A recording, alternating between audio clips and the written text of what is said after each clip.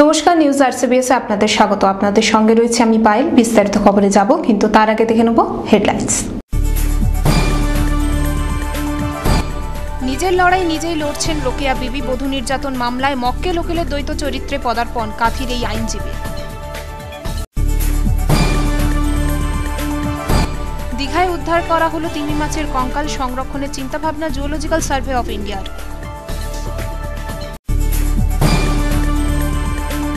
পানীয় জলের আকাল, বিক্ষোভ ও পথ অবরোধে সামিল হলেন তমলুক ৯ নম্বর ওয়ার্ডের বাসিন্দারা। পশ্চিম মেদিনীপুরে ছাত্রীর উপর অ্যাসিড হামলার ঘটনায় বিক্ষোভ ও ডেপুটেশন দিল পাঁশকুড়া বনমালী কলেজের ছাত্র সংসদ।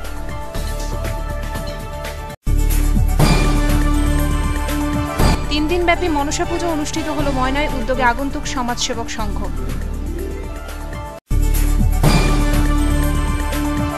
রক্তদান শিবির অনুষ্ঠিত হল তমলুক সদর হাসপাতালে, পরিচালনায় all West Bengal sales representative union. চণ্ডীপুরে কিশোরীকে ধর্ষণের অভিযোগ, প্রতিবেশী যুবকের বিরুদ্ধে পুলিশের নিষ্ক্রিয়তার অভিযোগ পরিবারের।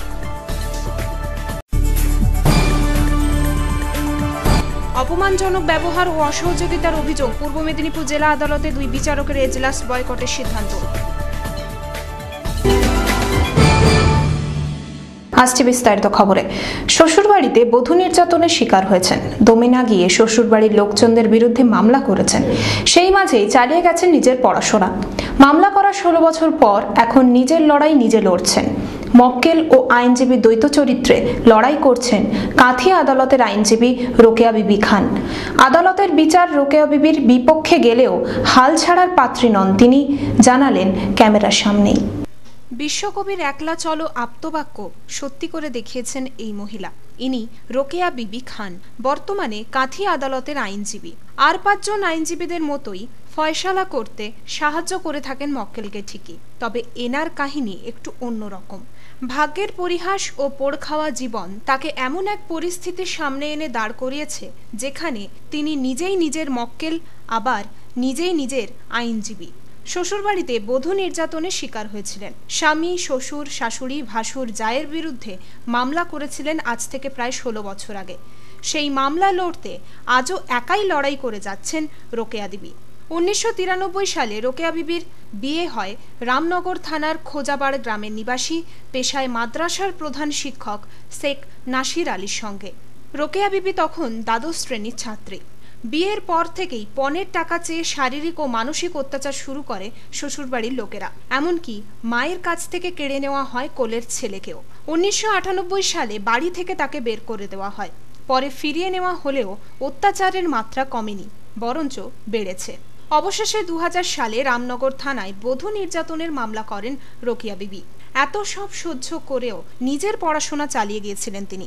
গ্র্যাজুয়েট হন। বিএ পাশ করার পর উৎকল ইউনিভার্সিটি থেকে LLB পাশ করেন। তারপর থেকে নিজের করা মামলা নিজেই লড়ছেন তিনি। মামলা ওঠে হাইকোর্টে। রোকেয়ার স্বামী সহ 4 জন শ্বশুরবাড়ির সদস্যকে অভিযুক্ত চিহ্নিত করা হয়। তবে মামলা লড়তে গিয়ে বহু প্রতিবন্ধকতার সম্মুখীন হয়েছেন রোকেয়া বিবি। আপনার নাম? আমার নাম রোকেয়া বিবি খান। আচ্ছা দিদি, একটা প্রশ্ন। আমরা কোর্টে খবর নিয়েছিলাম যে আপনি কিছুদিন আগেই, বেশ কিছুদিন আগেই বধূ নির্যাতনের একটা মামলা দায়ের করেছিলেন। তো সেই জায়গা থেকে আজকে আমি দেখছি কালো পোশাকে আপনি কোর্টে মুভ করছেন এই কেস নিয়ে। এই জায়গাটা তৈরি হলো কেন? আমি যখন বিয়ে করি তখন 12-এ পড়ছিলাম। তখন আমার বিয়ে হয় 93 সালে। বিয়ের পরে শ্বশুরবাড়িতে বিভিন্নভাবে নির্যাতিত হই এবং প্রচুর টাকা ডিমান্ড করে আমার স্বামী, শ্বশুর, শাশুড়ি, ভাসুর এবং যা। এই নিয়ে দিনের পর দিন গণ্ডগোল চলে এবং 98 সালে আমার ছেলেকে এবং একটা ছেলে হয় এবং 98 সালে ছেলেটাকে কেড়ে নিয়ে আমাকে বের করে দেয়। তারপরে আমি এসে ছেলেকে নেওয়ার জন্য কেস করি। তারপরে ওরা আবার মীমাংসা করে আমাকে নিয়ে নেয়। তারপরে আবার যথারীতি একই সমস্যা, টাকা নিয়ে এসো বাবার বাড়ি থেকে, না হলে তোমাকে রাখা যাবে না, কারণ তোমার বাবার বাড়ির অনেক কিছু আছে, তোমাকে কেন টাকা দিচ্ছে না। এই নিয়ে প্রতিনিয়ত গণ্ডগোল চলতো। তারপরে আমি বাবার বাড়িতে বললে বাবার বাড়ি বললো যে টাকা দেবো না, যেখানে ভালোবাসা নেই টাকা দিয়ে কি হবে। দিয়ে আবার মারপিট করে 5-12-তে আমাকে বের করে দেয়। এই নিয়ে কেস করি, আমি রামনগর থানায় ডায়েরি করি। কেস চলতে থাকে দিনের পর দিন, এবং সে আমার আমি যখন কেস করি বধূ নির্যাতন কেসে 5 জন আসামি থেকে 2 জনকে বাদ দিয়ে দেয়, তখন আমি ওই চার্জশিটের এগেনস্টে সিআর কেস করি। সিআর কেসে এবং কন্টেস্ট হয় 2 পক্ষের, তখন হাইকোর্টে ওরা যায় এই কেসের এগেনস্টে। হাইকোর্ট তখন ওই 5 জন আসামিকে যোগ করে দেয়, এবং যথারীতি সে স্কোয়াশিং কেস করতে থাকে বধূ নির্যাতন কেসকে বাদ দেওয়ার জন্য। কিন্তু বারবার কন্টেস্ট হয় হাইকোর্টে, এবং আমি জিতে আসি, আসামি পক্ষ হেরে যায়। তারপরে কন্টেস্ট হয়, তারপর বারবার প্রভাব খাটাচ্ছে কোর্টে যাতে করে কেসটাকে নষ্ট করে দেওয়া যায়। স্বামী শেখ নাদির প্রভাব খাটিয়ে বহুবার মামলা চাপা দেওয়ার চেষ্টা করেন। রোকেয়ার তমলুক আদালতে মামলা স্থানান্তর করার ইচ্ছে থাকলেও তার শ্বশুরবাড়ির লোকেরা সেই মামলা ফিরিয়ে নিয়ে আসে কাঁথি আদালতে। কাঁথি আদালতে সুবিচার পাবেন না জেনেও হাইকোর্টের নির্দেশ তিনি অমান্য করেননি। মঙ্গলবার মামলার শুনানি হয় কাঁথি আদালতে। আশঙ্কা মতোই সেই রায় রোকেয়া দেবীর বিপক্ষে যায়। স্বামী সহ 4 জনকে বেকসুর খালাসের নির্দেশ দেয় আদালত। ম্যাজিস্ট্রেট সাহেব বাধ্য হয়ে তখন বললেন কেসটাকে ট্রান্সফার করে নাও ডিস্ট্রিক্ট জজে। তখন আমি ডিস্ট্রিক্ট জজের কাছে যাই, 408 সিআরপিসি আন্ডার সেকশন কেস করি, এবং সেই কেসের মূলে তমলুক থার্ড জেম কোর্টে আমার কাঁথি কোর্ট থেকে কেসটা চলে যায়। তারপরে তমলুক কোর্টে যখন কেসটা ট্রান্সফার হয়ে যায়, যথারীতি কেসটা শুরু হচ্ছে থার্ড জেম কোর্টে তমলুকে, তখন আসামিপক্ষ বুঝতে পেরে যায় তাদের অবস্থা, তখন চট করে ওই ডিস্ট্রিক্ট জজের অর্ডারের এগেনস্টে তখন ওরা হাইকোর্ট করে, এবং হাইকোর্ট করে আবার কি করেছে, কেসটাকে এই কাঁথি জুরিডিকশনে সেকেন্ড জেমে ছিল আবার থার্ড জেম কোর্টে নিয়ে চলে আসে, এবং ওখানে আমি বিচার পাবো না বলে, কাঁথি কোর্টে বিচার পাবো না বলেই আমি কেস ট্রান্সফার করতে বলেছিলাম ডিস্ট্রিক্ট জাজকে, এবং রেজিস্ট্রারকে 8 বার জানিয়েছিলাম। এই অবস্থা জেনে আবার 2 পক্ষের হাইকোর্টে কন্টেস্ট হওয়া সত্ত্বেও আবার কাঁথি কোর্টে আমার কেসটাকে ট্রান্সফার করে দেওয়া হয়, এবং আজকে তার বিচার হলো কি, আমার আমি যে চিন্তা ভাবনা করেছিলাম যে এখানে বিচার আমি পাবো না, জাস্টিসের অভাব হবে আমার, সেই ঠিক একই অবস্থা হলো, আমি জাস্টিস পাইনি।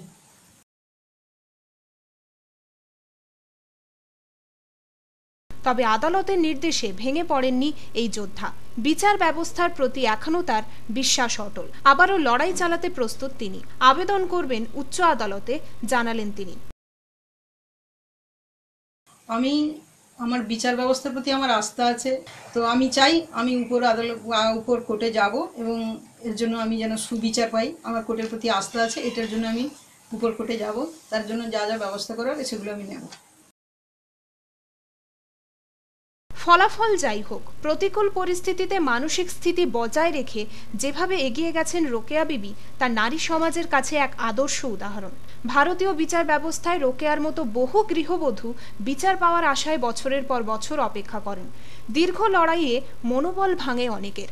সেই সব মহিলাদের পাশে রোকেয়া বিবির মতো কাউকে পেলে আবারও হয়তো একলা লড়াই করার ইচ্ছে জেগে উঠতে পারে নারী মনে। জাহাঙ্গীর বাদশাহ রিপোর্ট, নিউজ RCBS। 4 বছর পর দীঘার উপকূলে তিমির কঙ্কাল সংগ্রহে উদ্যোগী হলো জিওলজিক্যাল সার্ভে অফ ইন্ডিয়া। বৃহস্পতিবার দীঘা মোহনায় খনন কাজ করা হয়। জানা গেছে কৃত্রিম প্রক্রিয়ায় এই কঙ্কাল সংরক্ষণ করা হবে দীঘা মেরিন অ্যাকোরিয়ামে। প্রায় 4 বছর বাদে অবশেষে দীঘার উপকূলে কবরস্থ তিমির কঙ্কাল সংগ্রহে উদ্যোগী হলো প্রশাসন। বৃহস্পতিবার সকাল থেকে দীঘা মোহনায় খনন কাজ শুরু হলো। 2012 সালের 10ই ডিসেম্বর দীঘা মোহনা থেকে 40 নটিক্যাল মাইল দূরে ট্রলারের ট্রল নেটের ওয়্যার রোপ জড়িয়ে যায় 45 ফুট লম্বা এবং প্রায় 18 টন ওজনের দানবাকৃতির প্রাণীটি। ডিএনএ পরীক্ষা করে পরে প্রাণীটিকে বেলিন প্রজাতির তিমি বলে ঘোষণা করে জিওলজিক্যাল সার্ভে অফ ইন্ডিয়া।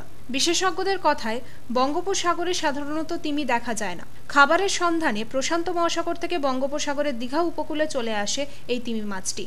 বেলিন প্রজাতির এই তিমি মাছ বিরল প্রজাতির হয়ে থাকে, যে কারণে তিমিটিকে সংরক্ষণ করে রাখার দাবি তোলেন স্থানীয় মানুষরা।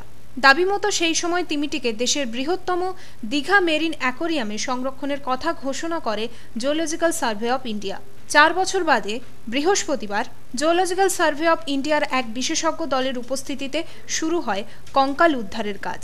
তিমিটি সংরক্ষণের জন্য সেই সময় খরচের পরিমাণ ধার্য করা হয়েছিল প্রায় 10 লক্ষ টাকা। পরিকাঠামোর অভাব থাকায় তিমিটিকে সেই সময় দীঘা মেরিন অ্যাকোয়ারিয়ামের বদলে দীঘা মোহনার উপকূলে বালির নিচে কবর দেওয়া হয় দূষণ রোধ সহ মাংস গলিয়ে নষ্ট করার জন্য। জানা গেছে কঙ্কাল উদ্ধার করে তা নকল চামড়ার আস্তরণ দিয়ে আসল তিমির মতো তৈরি করে মেরিন অ্যাকোয়ারিয়ামে সংরক্ষণ করা হবে। ইতিমধ্যে ঢেলে সাজানো হয়েছে দীঘা মেরিন অ্যাকোয়ারিয়ামকে। এবার তাতে নতুন সংযোজন বেলিন তিমির জীবাশ্ম সংরক্ষণ।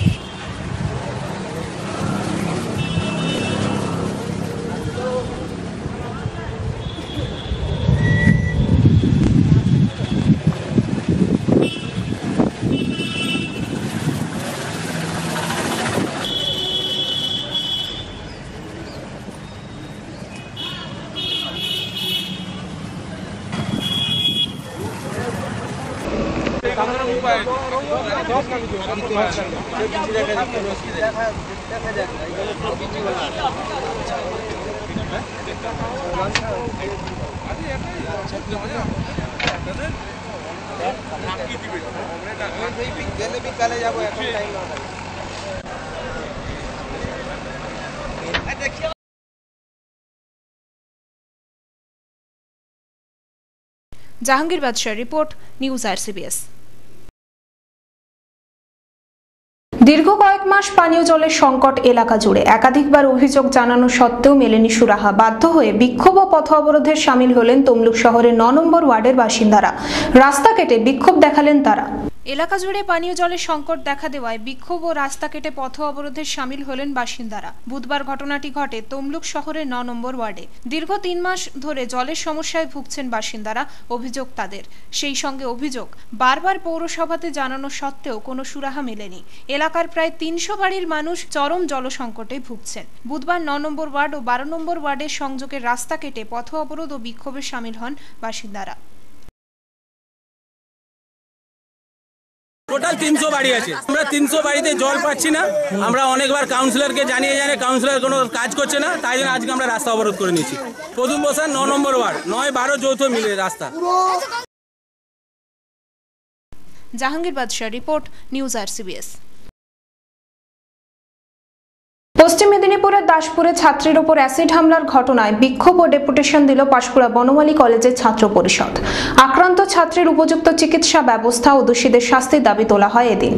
পশ্চিম মেদিনীপুরের দাসপুরে কলেজ ছাত্রীকে অ্যাসিড হামলার ঘটনায় এখনো পর্যন্ত কাউকে গ্রেপ্তার করা যায়নি। তবে অ্যাসিড হামলার ঘটনায় পথ অবরোধ ও পাঁশকুড়া বনমালী কলেজের অধ্যক্ষের কাছে ডেপুটেশন দিল কলেজের ছাত্র পরিষদ। উল্লেখ্য, আক্রান্ত ওই কলেজ পড়ুয়ার বাড়ি দাসপুর থানার আড়খানাতে। পূর্ব মেদিনীপুরের পাঁশকুড়া বনমালী কলেজের BA দ্বিতীয় বর্ষের ছাত্রী ছিল সে। দোষীদের শাস্তির দাবি তুলে এবং আক্রান্ত যুবতীর উপযুক্ত চিকিৎসা ব্যবস্থার দাবি তুলে ডেপুটেশন ও পথ অবরোধ করা হয়।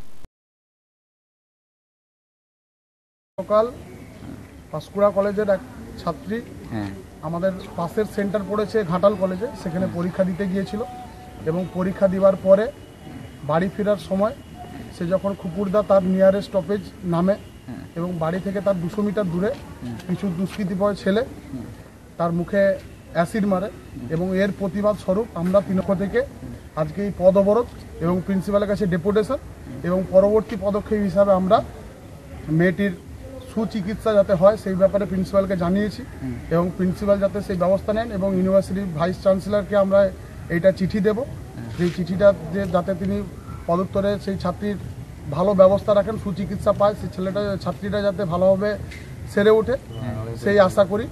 এই নিয়ে আমাদের আজকে দাবি নিয়ে আমরা আজকে মিছিল করেছিলাম, পদ অবরোধ করেছিলাম। পরিবারের সাথে কথা হয়েছে, ওর বাবার সাথে কথা হয়েছে, মোটামুটি এখন সুস্থ আছে, কলকাতায় নিয়ে যাওয়া হয়েছে। তা ভবিষ্যতে আপডেট আমরা রেখেছি যে ওর কী কম আছে কিছু চিকিৎসায় বাতে, এবং আমাদের প্রেসিডেন্ট এই ব্যাপারটাকে আরও নজরে দেখছেন। Prasun Banerjee report, news RCBS। 3 দিনব্যাপী মনসা পুজো অনুষ্ঠিত হলো ময়নায়। উদ্যোগে ছিল আগন্তুক সমাজ সেবক সংঘ। মঙ্গলবার উদ্বোধনী অনুষ্ঠানের পাশাপাশি বর্ণাঢ্য শোভাযাত্রার আয়োজন করা হয়। ক্লাব কর্তৃপক্ষের তরফ থেকে বই বিতরণ ও দুস্থদের বস্ত্র বিতরণ কর্মসূচির আয়োজন করা হয়। বাঙালির 12 মাসে 13 পার্বণ, 13 পার্বণে উৎসবের আনন্দে মেতে ওঠেন প্রত্যেকে, সে বারোয়ারি পুজো হোক কিংবা ঘরোয়া পুজো। মঙ্গলবার থেকে ময়নার মাসুমচক গ্রামে শুরু হয় মনসা পুজো। উদ্যোগে ছিল আগন্তুক সমাজ সেবক সংঘ। এদিন বিকেলে পুজোকে উপলক্ষ করে বর্ণাঢ্য শোভাযাত্রার আয়োজন করা হয়। শোভাযাত্রায় রনপা, বিভিন্ন ট্যাবলোর পাশাপাশি পথ চলতি দর্শকদের মন কাড়ে ডান্ডিয়া খেলার মাধ্যমে রাধাকৃষ্ণের মহামিলন নৃত্যানুষ্ঠান। 3 দিনব্যাপী আয়োজন করা হয় পুজো ও সাংস্কৃতিক অনুষ্ঠানে। রয়েছে পড়ুয়াদের বই বিতরণ, দুস্থদের বস্ত্র বিতরণ সহ বিভিন্ন কর্মসূচি। সমাজসেবামূলক আমাদের গরিবদের বস্ত্র বিতরণ করা এবং বিভিন্ন ছোটদের বই বিতরণ করা, কিছু দুঃখ, বিভিন্ন খেলাধুলা এবং কিছু সামাজিক কাজ, যাদের বিভিন্ন রকম কাজের মধ্যে আমরা বিভিন্ন রকম রাস্তা পরিষ্কার, সেখানে একটা মন্দির করে কিছু স্থায়িত্ব বজায় রাখার জন্য, আশ্রম করার জন্য, কিছু অস্থায়ী মানুষদের রাখার জন্য, সেই সব করার জন্য আমাদের একটু পরিকল্পনা আছে। Asit Bera, Yadav Bera report, news RCBS। রক্তের আকাল মেটাতে স্বেচ্ছায় রক্তদান শিবিরের আয়োজন করা হয় তমলুক জেলা সদর হাসপাতালে। বৃহস্পতিবার রক্তদান শিবিরের আয়োজন করে মেডিকেল ও সেলস রিপ্রেজেন্টেটিভরা। পরিচালনায় ছিল all West Bengal sales representative union. রক্তদান শিবিরের আয়োজন করা হলো তমলুক সদর হাসপাতালে। বৃহস্পতিবার রক্তদান শিবিরের আয়োজন করে মেডিকেল ও সেলস রিপ্রেজেন্টেটিভরা। পরিচালনায় ছিল all West Bengal sales representative union. সহযোগিতা করেন CMOH Nitai Chandra Mondal, superintendent doctor Gopal Chandra Das সহ বিশিষ্টরা। সাধারণত গ্রীষ্মকালে ব্লাড ব্যাঙ্কগুলিতে রক্তের আকাল দেখা যায়। রক্তের আকাল মেটাতেই এই উদ্যোগ নেওয়া হয়। আমরা all West Bengal sales representatives union বিগত 10 বছর ধরে প্রত্যেক বছর ঠিক যখন রক্তের ক্রাইসিস হয় সেই সময়তে আমরা ব্লাড ডোনেশন ক্যাম্প করি। আসলে আমাদের উদ্দেশ্যটা অন্যরকমই। তার কারণ হচ্ছে আমাদের পেশাতে থাকি সেলস কর্মীরা, আমরা পরিষেবামূলক কাজেতে আমরা থাকি, কিন্তু পরিষেবামূলক কাজ শুধু আমাদের কাজ নয়। আমরা যেহেতু মানুষ এবং আমাদের একটা সামাজিক দায়বদ্ধতা রয়েছে, সেই সামাজিক দায়বদ্ধতার জায়গায় দাঁড়িয়ে আর্ত মানুষ যখন রক্তের জন্য ছোটাদৌড়া করেন, আমার সংগঠনের সাংগঠনিক চিন্তাভাবনার উপরে দাঁড়িয়ে আমরা এই রক্তদান শিবির ঠিক একবারে সাংগঠনিক সিদ্ধান্তের উপরে দাঁড়িয়ে সারা পশ্চিমবঙ্গ জুড়ে আমরা 32টা ক্যাম্প গত বছর করেছিলাম এবং যার আমরা দিতে পেরেছিলাম 985টা blood unit. Pulak Bera report, news RCBS। নাবালিকা ধর্ষণের ঘটনায় পুলিশের নিষ্ক্রিয়তার অভিযোগ তুললেন নির্যাতিতার পরিবার। চণ্ডীপুর থানার নন্দপুর গ্রামের ঘটনা। গত 22 মে বাড়িতে ঢুকে ওই নাবালিকাকে ধর্ষণ করে এক প্রতিবেশী যুবক। ধর্ষণের অভিযোগ নিতে অস্বীকার করে পুলিশ এবং কোনো রকমের সহযোগিতা করা হয়নি নির্যাতিতাকে, অভিযোগ পরিবারের। অন্যদিকে প্রাণে মেরে ফেলার হুমকি দিচ্ছে অভিযুক্তদের। নাবালিকাকে ধর্ষণের অভিযোগ উঠল প্রতিবেশী এক যুবকের বিরুদ্ধে। ঘটনায় পুলিশের নিষ্ক্রিয়তার অভিযোগ তুলল নির্যাতিতার পরিবার। চণ্ডীপুর থানার অন্তর্গত নন্দপুর বরাঘুনি গ্রাম পঞ্চায়েতের অধীন নন্দপুর গ্রামের ঘটনা। জানা গেছে, নন্দপুর গ্রামে ঠাকুমার সঙ্গে থাকত বছর 12 ওই নাবালিকা। স্থানীয় স্কুলে 7ম শ্রেণীর ছাত্রী ছিল সে। ওই ছাত্রীর বাবা ও মা কর্মসূত্রে থাকেন ডায়মন্ড হারবারে। সেই সুযোগে ওই নাবালিকার প্রতিবেশী যুবক দেবাশিস রায় কখনো কখনো ফোনে, আবার কখনো রাস্তায় উত্ত্যক্ত করত।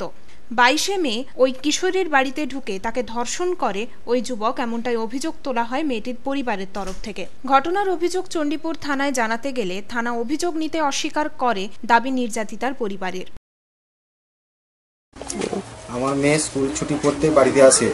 বাড়িতে আসার পরে প্রতিবেশী যুবক দেবাশিস রায়, ওরফে ডাকনাম কচিয়া ভাজা, আমার মেয়ের বেডরুমে ঢুকে গিয়ে ধর্ষণ করে। ধর্ষণ করার পরে আমি পুলিশের দ্বারস্থ হই এবং পুলিশকে প্রশাসনকে জানালে ওনারা প্রথমে আমার FIR নিতে অস্বীকার করে, পরে তা আমি ডাকযোগে পাঠানোর পরে ওরা 2-3 দিন হয়ে যায়, কোনো স্টেপ নেয় না। না নিতে আমি 2-4 দিন পরে আমি আবার হচ্ছে পূর্ব মেদিনীপুর জেলার এসপি অলোক রাজরিয়ার কাছে যাই। উনি আমাকে আশ্বস্ত করেন যে ঠিক আছে যাও, আমি দেখছি বলে আমি বাড়িতে আসতে সেই দিন রাত্রে পুলিশ আমার বাড়িতে আসে। পুলিশে আমার বাড়িতে এসে আমার মেয়ের জামা প্যান্ট সিজ করে নিয়ে যায় এবং হচ্ছে আমাকে বলে যায়, ইনকোয়ারি করার পরে বলে যায় যে তোমাকে আগামী দিন হচ্ছে মেডিকেলের জন্য মেয়েকে নিয়ে যেতে হবে। যথারীতি আমি মেয়েকে নিয়ে গেলে ওখানে থানা থেকে কোনো গাড়ি দিয়ে সহযোগিতা করছে না, আমাকে বলে তুমি একটা গাড়ি ব্যবস্থা করো। তো আমি গাড়ি ব্যবস্থা করে নিয়ে গেলাম, মেডিকেল করে আনলো। আনার পরে আমাকে বলতেছে যে তুমি হচ্ছে কালকে আবার একদিন পরে তোমার 164 হবে, তুমি আসবে। তো আমি যথারীতি আবার মেয়েকে নিয়ে আমি যখন যাই তো ওনারা আমার সঙ্গে গেলেন, গিয়ে হচ্ছে ওখানে তমলুকে গিয়ে বলতেছে যে তোমার হচ্ছে কোনো কাগজপত্র এখানে জমা পড়েনি, ফেয়ার কপি হারিয়ে ফেলেছি, তোমাকে নতুন করে দিতে বলেছে বড়বাবু। তো আমি তারপরে হচ্ছে আবার হচ্ছে বড়বাবুর কথা মতো আমি আবার হচ্ছে ফেয়ার কপি দিই। দেওয়ার পরে পুলিশ কোনো স্টেপ নিচ্ছে না এবং আসামি চোখের সামনে ঘুরে বেড়াচ্ছে। 28শে মে ডাকযোগের মাধ্যমে অভিযোগ পাঠানো হলেও কোনরূপ প্রতিকার পায়নি ওই পরিবার। গত 2 মাস ধরে ছেলেটি আমাকে বিরক্ত করতো। আমি হোস্টেলে থাকি, ছেলেটি বাড়ি আসতে ছেলেটি আমাকে জল মাগে এবং বেডরুমে ঢুকে গিয়ে আমাকে জড়িয়ে ধরে ধর্ষণ করে।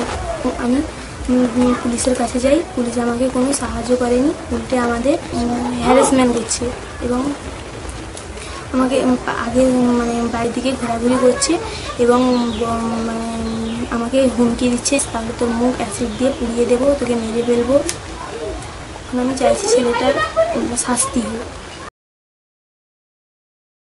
চণ্ডীপুর থানার সহযোগিতা না পেয়ে কিছুদিন পর পূর্ব মেদিনীপুর জেলা পুলিশ সুপার অলোক রাজরিয়ার সঙ্গে দেখা করেন নির্যাতিতার বাবা। পুলিশ সুপারের নির্দেশ মতো ওই দিন রাতে কিশোরীর বাড়িতে যায় পুলিশ। পরের দিন মেডিকেল চেকআপের জন্য ডাকা হয় নির্যাতিতাকে। এখানেও পুলিশে অসহযোগিতার অভিযোগ তোলা হয়। এমনকি তমলুক আদালতে গেলে নির্যাতিতার পরিবারকে পুলিশের তরফ থেকে জানানো হয় এফআইআর কপি জমা পড়েনি আদালতে। পুনরায় অভিযোগ দায়ের করা সত্ত্বেও কোনো আইনি সাহায্য পাননি বলে অভিযোগ নির্যাতিতার বাবার। অন্যদিকে এলাকায় চোখের সামনে ঘুরে বেড়াচ্ছে অভিযুক্ত। ওই কিশোরীকে অ্যাসিড ছুঁড়ে মেরে ফেলারও হুমকি দিচ্ছে সে, অভিযোগ পরিবারের। যার বিরুদ্ধে অভিযোগ সেই দেবাশিস রায়ের পরিবারের কাছ থেকে অভিযুক্তের খোঁজ করায় অভিযুক্তর বাবার সাফাই, ছেলে কোথায়? আমার ছেলে কোথায় আমি কিছু বলতে পারবো না। আমার ছেলে কোথায় আমি কিছু বলতে পারবো না। সে এজের ছেলে, সে কোথায় গেছে কি না করেছে আমি জানবো না। আবার এই সেই একই কথা, ধর্ষণ অভিযোগ আছে, থানাতে আছে, তো থানা দেখবে। আপনি থানার সঙ্গে যোগাযোগ করবেন, ওনার সঙ্গে যোগাযোগ করে আপনার লাভটা কি আছে আমি কিছু বলতে পারবো না। কেন আপনাকে আমি কথা বলতে যাবো?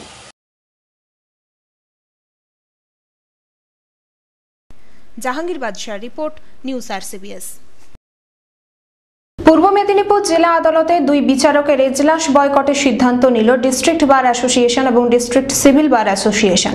অপমানজনক ব্যবহার ও অসহযোগিতার অভিযোগে মঙ্গলবার এই সিদ্ধান্ত নেওয়া হয়েছে, জানালেন অ্যাসোসিয়েশনের সম্পাদক। বুধবার থেকে এই বয়কটের সিদ্ধান্ত নেওয়া হয়। অপমানজনক ব্যবহার ও অসহযোগিতার অভিযোগ তুলে পূর্ব মেদিনীপুর জেলা আদালতে 2 বিচারকের এজলাস বুধবার থেকে অনির্দিষ্টকাল বয়কটের সিদ্ধান্ত নিলেন ডিস্ট্রিক্ট বার অ্যাসোসিয়েশন ও ডিস্ট্রিক্ট সিভিল বার অ্যাসোসিয়েশন। মঙ্গলবার ওই 2 বার অ্যাসোসিয়েশনের যৌথ সভায় এ বিষয়ে সিদ্ধান্ত গ্রহণ হয়েছে বলে জানান ডিস্ট্রিক্ট বার অ্যাসোসিয়েশনের সম্পাদক শরীফ নওয়াজ। তার অভিযোগ, পূর্ব অতিরিক্ত জেলা ও দায়রা বিচারক ফার্স্ট কোর্ট ও জুডিশিয়াল ম্যাজিস্ট্রেট ফার্স্ট কোর্ট আইনজীবীদের সঙ্গে অপমানজনক ব্যবহার করে থাকেন। এছাড়াও মামলার কাজে আইনজীবীদের সঙ্গে তারা অসহযোগিতা করেন। তার আরও অভিযোগ, ওই 2 বিচারকের এমন ব্যবহারের ফলে আইনজীবীরা প্রায় নিজেদের পেশাগত মামলার কাজে অসুবিধার মধ্যে পড়ছেন। তাই ওই বিচারকদের এজলাস বুধবার থেকে অনির্দিষ্টকালের জন্য বয়কট করার সর্বসম্মত সিদ্ধান্ত নেওয়া হয়েছে। সাধারণ মানুষের এ বিষয়ে অসুবিধার ব্যাপারে তিনি বলেন, আইনজীবীরা সাধারণ মানুষের হয়েই কাজ করেন, কিন্তু 2 বিচারক তাদের মামলার কাজে আইনজীবীদের সঙ্গে সহযোগিতা করছেন না। তাই ভবিষ্যতের কথা ভেবেই এই সিদ্ধান্ত নেওয়া হয়েছে। এ বিষয়ে বিচার বিভাগের ঊর্ধ্বতন কর্তৃপক্ষকেও জানানো হবে। Additional first court Tamluk, additional district and session জাজ তমলুক আর ফার্স্ট জেম তমলুক আর কি, এরা প্রথম থেকেই একটা উকিলদের প্রতি একটা অমানবিক চিন্তাভাবনা নিয়ে সেইভাবে ব্যবহার করছে। আমরা অনেক ধৈর্য ধরেই ছিলাম। তো গত পরশু দিন অনেক সিনিয়র উকিল আর অনেকেই ছিল, additional first district and session জাজ, অত্যন্ত খারাপ ব্যবহার করছে, অসহিষ্ণু ব্যবহার করেছে, যেটা জুডিশিয়াল অফিসার হিসাবে এটা করা ঠিক নয়। কারণ জুডিশিয়াল অফিসার তার অ্যাক্ট সে পক্ষে যেতে পারে, বিপক্ষে যেতে পারে, সেটা আমাদের প্রশ্ন নয়।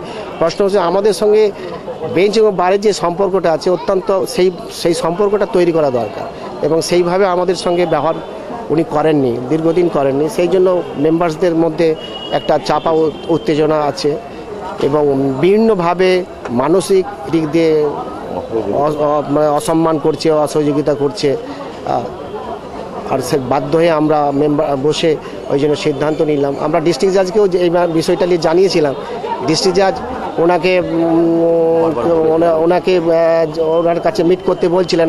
আমি প্রেসিডেন্ট গিয়েছিল, কিন্তু উনি প্রেসিডেন্টের সঙ্গে সহযোগিতা করেননি, মিনিমামটুকু সহযোগিতা দেখাননি। সেই জন্য আমরা বাধ্য হয়েছি both bar, district and civil bar এবং ডিস্ট্রিক্ট পূর্ব মেদিনীপুর ডিস্ট্রিক্ট অ্যাডভোকেটস বার আমরা বসে সিদ্ধান্ত নিয়েছি যে অ্যাডিশনাল ফার্স্ট কোর্ট এবং ফার্স্ট জিএম তমলুক এদেরকে অনির্দিষ্টকালের জন্য বয়কট করা হবে।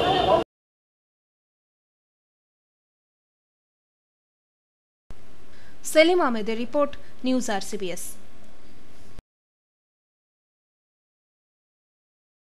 নিউজ RCBS আজ এই পর্যন্তই। ফিরে আসবো আগামীকাল ঠিক এই সময়। নমস্কার।